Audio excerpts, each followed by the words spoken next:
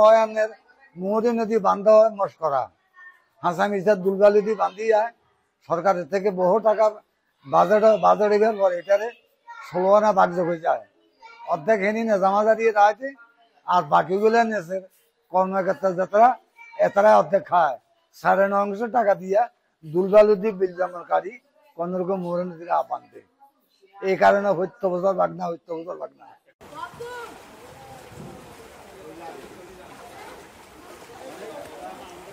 বৃষ্টি হয়েছে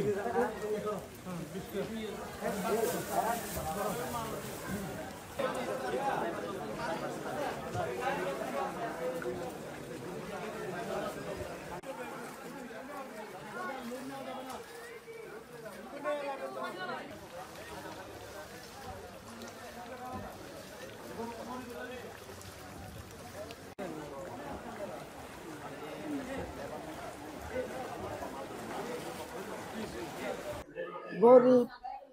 আমরা কর্ম করি খাই দিন রুজি করি খাই বছরের মাথাত এবারে 2 বাড়ি জল আইছে বন্যা আইছে এই 2 বাড়ির বন্যা আমরা মনে করেন বাঁচি গেছি এরকম লয় জয় করি আমরা যা কিছু কর্ম করি হাতে মুঠে লই ওইগুলা মনে করেন বন্যায় সব ক্ষতি হই জায়গা পুকুরে মাছ দিছি মাছ চলে গেছে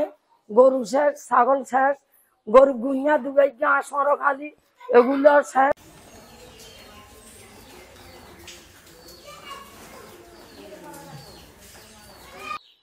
ইন্ডিয়া থেকে উজানের পানি নেমে আসে ওটার কারণে আমাদের যে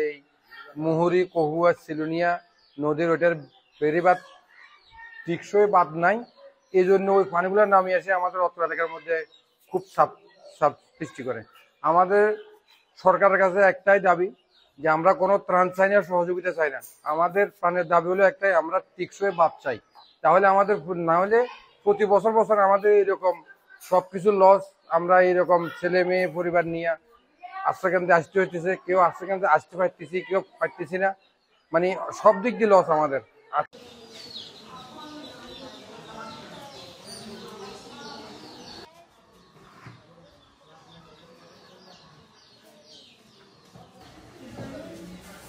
একটা ব্যবস্থা করে দাও না